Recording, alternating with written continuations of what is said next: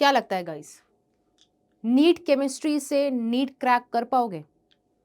नहीं। बायोलॉजी और फिजिक्स उतनी इंपॉर्टेंट है, बट अगर हर सब्जेक्ट का एक रोड मैप बना ले और स्ट्रैटेजिकली प्रिपरेशन करे तो ये उस गेट तक पहुंचा सकती है जहां से आपकी डॉक्टर बनने की जर्नी स्टार्ट होगी।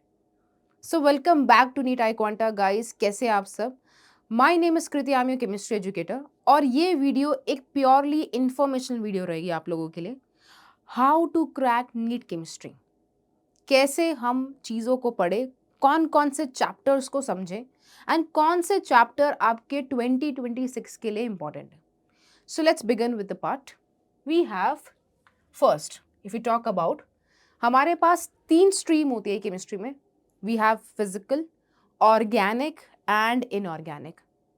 अब यूजुअली जो पैटर्न रहता है दैट इज कि 1/3 पोर्शन होना चाहिए, पर अगर मैं नीट के बारे में एक्चुअली बात करूँ ना तो ये ज़्यादा पोर्शन कवर करती है।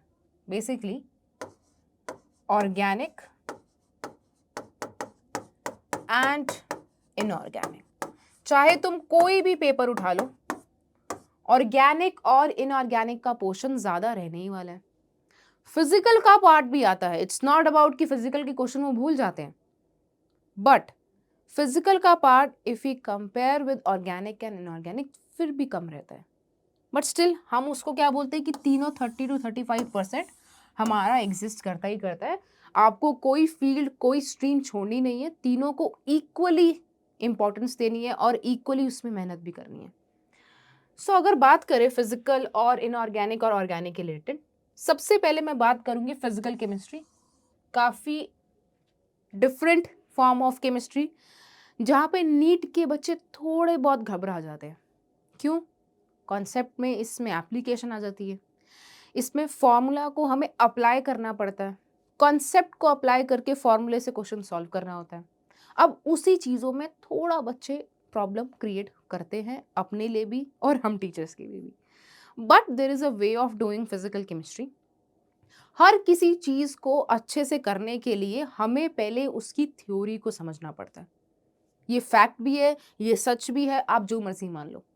सो पहले आपको, चाहे आप फिजिक्स पढ़ो, बायो पढ़ो, केमिस्ट्री पढ़ो, सबसे पहले तो आपको थ्योरी भी अपना बेस बनाना पड़ेगा। So first we have to focus on the formulas and numerical practice, but do focus on the theory and concepts. Theory को पढ़ना है और कॉन्सेप्ट्स को समझना है। Then moving on to formulas, जो हमें उस थ्योरी से या कॉन्सेप्ट से फॉर्मूला मिलेंगे एंड उस फॉर्मूला से रिलेटेड न्यूमेरिकल प्रैक्टिस, राइट। सो कॉन्सेप्चुअल क्लैरिटी होना, चाहे वो किसी भी चैप्टर की हो। अगर हम बात करें मोल कॉन्सेप्ट, थर्मोडायनेमिक्स, इलेक्ट्रोकेमिस्ट्री, ये सभी ऐसे चैप्टर है जिसमें lot of formulas are there and lot of theories is there, तो उसकी कॉन्सेप्ट बिल्डिंग होना बहुत ज़रूरी है। मोल कॉन्सेप्ट हो गया, थर्मोडायनेमिक्स हो गया, इलेक्ट्रोकेमिस्ट्री हो गया, एटॉमिक स्ट्रक्चर, ये कैसे भूल सकते हैं, राइट। इक्विलिब्रियम, ये कैसे भूल सकते हैं, ये भी काफ़ी इंपॉर्टेंट है। ये सब तो ऐसे बेसिक टॉपिक है ना। बेसिकली 11th के जो टॉपिक आ जाए वो हमारे लिए फिजिकल केमिस्ट्री के एक बेसिक टॉपिक्स है जिसको हमें और भी अच्छे से करना पड़ेगा। सो आप पहले क्या करो, मैं एक पैटर्न बताऊंगी, थ्योरी और कॉन्सेप्ट। पहले थ्योरी अच्छे से पढ़ो, चाहे अपने नोट से पढ़ो, अगर आपको लगता है कि आपको हमारे साथ ज्वाइन करना है उसमें से पढ़ना है, it's your choice. Theory and concept building, focusing on the formulas and its numerical practicing, taking importance of the chapters like we have mole concept, thermodynamics, equilibrium, atomic structure, electrochemistry, practicing NCERT exemplar. Do not forget about the NCERT exemplar, काफ़ी अच्छे questions है as compared to the NCERT index booklets and उससे related. Moving on to previous year question and must revise the formula sheets. मैं अपनी class में हर बच्चे को एक बहुत ही सिंपल चीज़ बताती हूँ कि जब भी कोई चैप्टर तुम्हारा कंप्लीट हो जाए तो एंड ऑफ इट 2-3 पेजेस का अपने सारी formula sheets, thinking sheets, thinking points या डिफिकल्ट पॉइंट जो तुम्हें याद नहीं हो रहे हैं वो लिखना शुरू करो। एंड जब भी क्वेश्चन प्रैक्टिस करने लगो तो उस फॉर्मूला शीट को एक बार गो थ्रू कर जाओ। So focusing on theory, concept building, focusing on the formulas and its application, PYQs and the formula sheets. ये concept से इसी रोड मैप से अगर चलोगे तो फिजिकल केमिस्ट्री बहुत आसान हो जाएगी. Moving on to the organic strategy. अगर हम ऑर्गेनिक की बात करें तो ऑर्गेनिक माय फेवरेट क्या बढ़ते हैं, रिएक्शन मैकेनिज्म. देखो अब वो टाइम नहीं रहा जहाँ पे हम बोलेंगे कि डायरेक्ट रिएक्शन याद कर लो तुम्हारा कॉन्सेप्ट हो जाएगा, तुम्हारी रिएक्शन लग जाएगी. नहीं, now we have to understand the reaction mechanism and apply it during our chain reaction questions.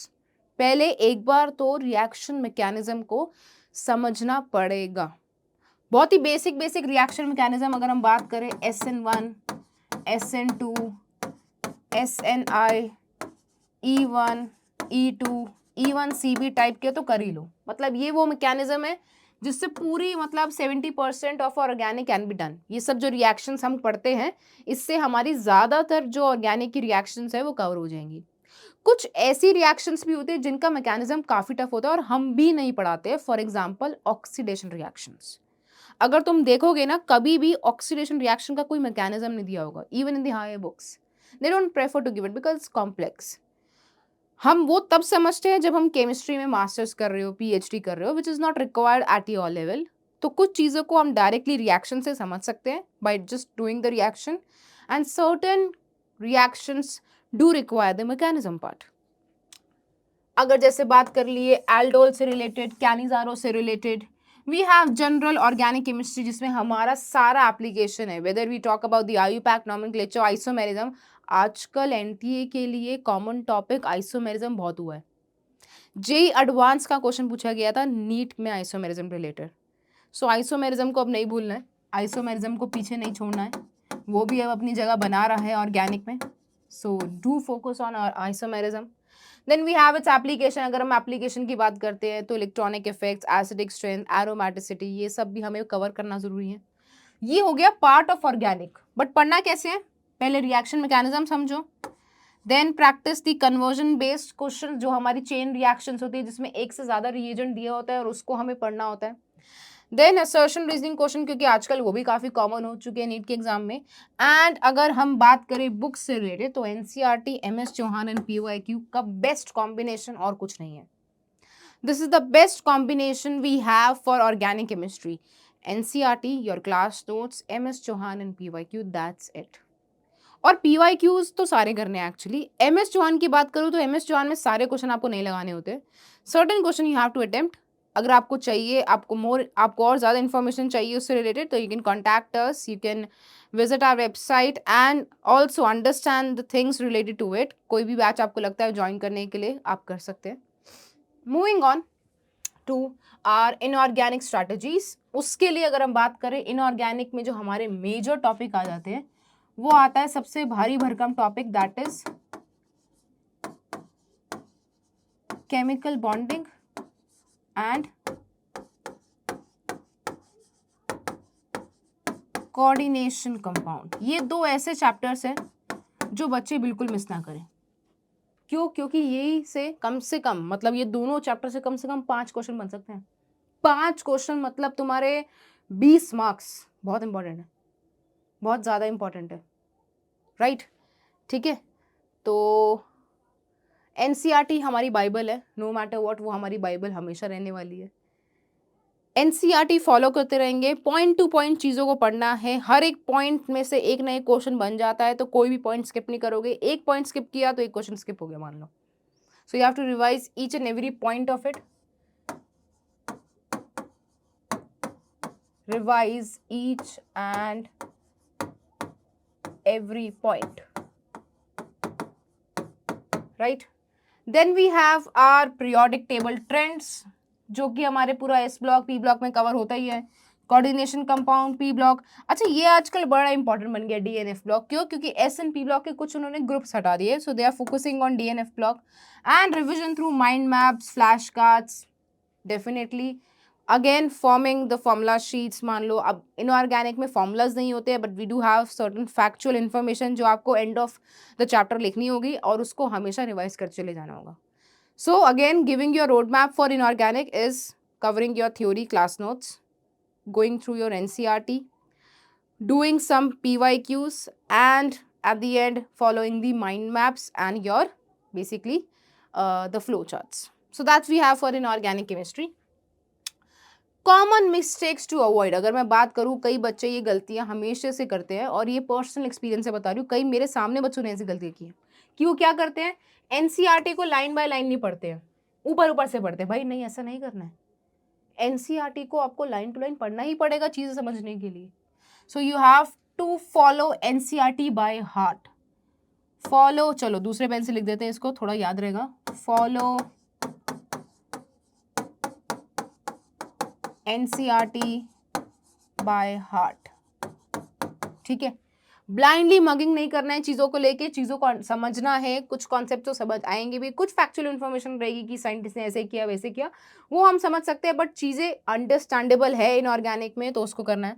Understanding the inorganic chemistry, yes, ये पार्ट ये तो बेसिकली कॉमन से, underestimating the inorganic chemistry is not so gonna happen for you guys. Underestimate नहीं करना है inorganic chemistry को, understand करना है। So you need to understand, right. Leaving PYQs for your last one, PYQs को end तक नहीं करना है। और मैं ये बोलूँगी जब भी इनऑर्गेनिक की प्रैक्टिस करते हो ना, तो कम से कम 3 से 4 बार तुम्हारी NCERT रीड होनी चाहिए। So read NCERT inorganic chemistry 3 to 4 times, कम से कम 3 से 4 बार, तभी पेपर में कुछ होगा, नहीं तो उसके बाद नहीं। नेक्स्ट, अगर मैं कुछ हाई स्कोरिंग चैप्टर्स की बात करूँ for your quick revision for your NEET 2026, so we do have certain topics for the physical chemistry, जैसे मोल कॉन्सेप्ट, इलेक्ट्रोकेमिस्ट्री, थर्मोडायनेमिक्स, यहीं पे लिख रही हूँ, इक्विलिब्रियम, राइट। ये चैप्टर है जो आपको बिल्कुल नहीं छोड़ने हैं, ये बिल्कुल नहीं छोड़ने वाले चैप्टर है। बाकी भी आएंगे बट ये तो नहीं छोड़ने हैं, ठीक है। ये 2 पार्ट इसमें मैं और ऐड कर रही हूँ। ऑर्गेनिक में GOC तो भाई भूलना ही नहीं है, aldehyde, ketones, hydrocarbons, we also do have alcohol, phenols, alcohols और फिनॉल्स भी, ठीक है। इनऑर्गेनिक में अगर बात करें तो कोऑर्डिनेशन कंपाउंड, P ब्लॉक, अपना P ब्लॉक की जितनी है भाई, DNF ब्लॉक आजकल बड़ा फेमस हो रखा है, DNF ब्लॉक, और अपना केमिकल बॉन्डिंग, तो भाई ये कोई चैप्टर तो लास्ट में लिखने वाला भी नहीं है, तो फर्स्ट चैप्टर लिखने के लिए, this should be in your first, okay, right. चलिए, so that's all we have for our basically inorganic, organic and chemistry, जो मिस्टेक्स आप करेंगे।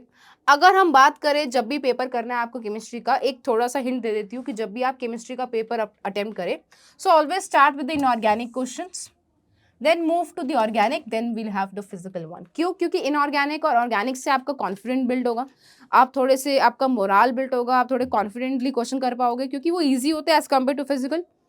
बाद में थोड़ा टाइम बचेगा, अगर 1-2 क्वेश्चन छोड़ने भी पड़े तो इट्स फाइन, फिजिकल के छोड़ना, ऑर्गेनिक और इनऑर्गेनिक के मत छोड़ना। Focus on NCERT based direct question, पहले तो NCERT ही तुम्हारी बाइबल है, उस पर फोकस करना है। एंड टाइम अलॉटिंग, अगर मैं बोलूँ ये 40 मिनट थोड़े मुझे कम लगते हैं, I would say 50 minutes actually, because ऐसा नहीं है ना कि हाँ अगर उसके क्वेश्चन ईजी है तो कम टाइम दो और गलतियाँ कर दो, नहीं, 45 to 50 मिनट्स आपको केमिस्ट्री में देना ही है। You still are having 15 minutes extra for your other subject, so please stick to 45 to 50 minutes. जल्दबाजी में केमिस्ट्री को अटेम्प्ट मत करना, वो एक पार्ट है जो तुम्हारा नीट में इंपॉर्टेंट है, राइट। चलिए, I think that's all we have. थोड़ी बहुत फाइनल टिप्स की बात कर देते हैं। डेली रिविजन करनी चाहिए हर एक चैप्टर की, you have to solve at least 50 MCQs by day, and NCERT पढ़ो, मॉक टेस्ट हो, फुल मार्क्स लो, बहुत सिंपल कंडीशन है।